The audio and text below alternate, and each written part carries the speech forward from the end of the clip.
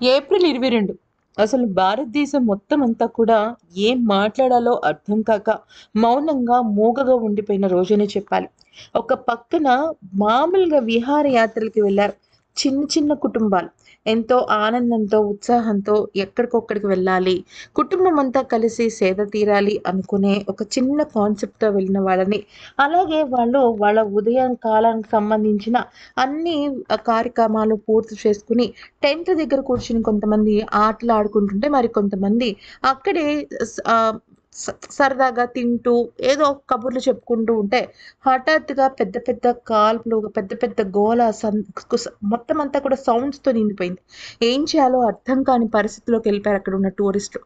అయితే వందలాది మంది ఉన్నారు. అక్కడంతా కూడా పెద్ద పార్క్ లాంటి ఒక ప్రదేశంలో వందలాది మంది ఉన్నారు. కానీ దొరికిన వాళ్ళు దొరికినట్టుగా అవహేళన చేస్తూ ప్యాంట్లు విప్పదీయించి అసలు ఇంకేమైనా మాట్లాడుతుంటే మీ మోదీకి చెప్పుకోండి. ఇదంతా కూడా చేసింది మేమేనని. అయితే ఇలాగే చేస్తామని మీ మోదీకి చెప్పండి అంటూ చాలా రకాలుగా మాట్లాడి వాళ్ళని ఎంతగానో టార్చర్ పెట్టారు కదా! అయితే ఇక విషయంలోకొచ్చినట్టయితే అక్కడ అంతమంది ప్రాణాలని కాపాడడం కోసం ఒక వ్యక్తి తన రొమ్ము చీల్చి యెస్! నేను కాపాడతాను మీ అందరిని అంటూ వాళ్ళ దగ్గరికెళ్ళి వాళ్ళతో పోరాటం చేశాడు. ఆ దుర్మార్గులతో పోరాటం చేసిన వ్యక్తి ఇతను. ఇతను ఎవరు అంటే ఇతని పేరు సయ్యద్ ఆదిల్ హుస్సేన్ షా.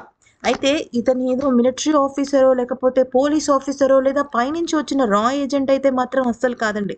ఇతను ఎవరు అంటే ఇతను ఒక సాధారణ గుర్రాల కాపరి. మనకి చూసినట్టయితే కాశ్మీర్‌లో కానీ, మంచు పడే ప్రదేశాల్లో కానీ, లేదంటే అమర్నాథ్ అటువంటి పుణ్యక్షేత్రాల్లో కానీ చిన్న చిన్న గుర్రాలపు పిల్లలుంటాయి గదా! పోనీస్ అని అంటారు. వాటి మీద సామాన్లు పెట్టి 100కి, 200కి రోజువారీ కూలీకి పనిచేసే వ్యక్తి ఇతను.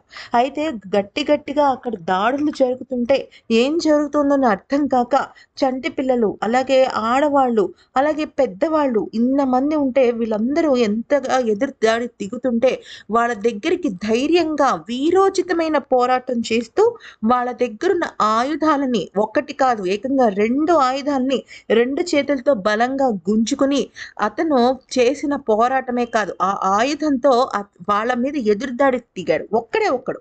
ముందు వెనకాల ఎవ్వరూ లేరు. అక్కడున్న టూరిస్టులు కూడా ప్రాణభయంతో అటు ఇటు వెళ్తున్నారే కానీ, అక్కడికొచ్చి మేమున్నాము, మేము నిలబడతాము అనేవాళ్ళు లేరు. ఎందుకంటే వాళ్ళు అప్పటికే పానిక్ స్టేజ్‌లోకి వెళ్ళిపోయారు. అయితే ఇతనికి తెలుసు. అక్కడున్నది 6గురు దుర్మార్గులు. ప్రాణాలని ఎలాగంటే వాళ్ళకొక చీమ ప్రాణం ఎలాగా, ఒక చిన్న ఎలక పిల్ల ప్రాణం ఎలాగో అంతకన్నా దారుణంగా ఒక మనిషి ప్రాణాలు తీసే దుర్మార్గులు అక్కడ ఉన్నప్పటికీ కూడా రొమ్ము చీల్చుకొని వెళ్ళాడు చూడండి. ఇతనికొక హ్యాట్స్ ఆఫ్ అనమాట.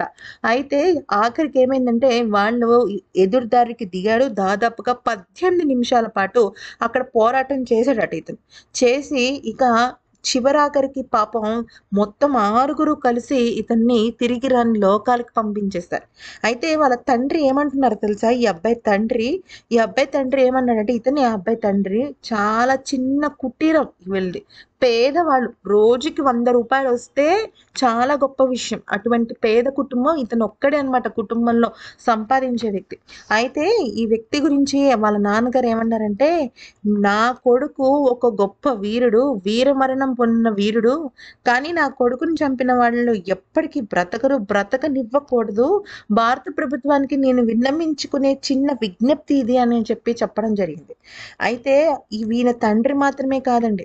మొత్తం కుటుంబమే కాదు, కాశ్మీరే కాదు, యావత్ భారతదేశం అంతా కూడా ఇతన్ని చంపిన ఆ 6గురు దుర్మార్గుల్ని కూడా ఎలాగైనా సరే మట్టి కరిపించాలి. అందరూ చూస్తుండగా శిక్ష వేయాలి అంటూ కొన్ని వేల మంది, లక్షల కోట్ల మంది నినాదాలు పలుకుతున్నారు.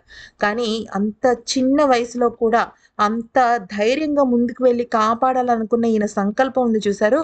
Hats off.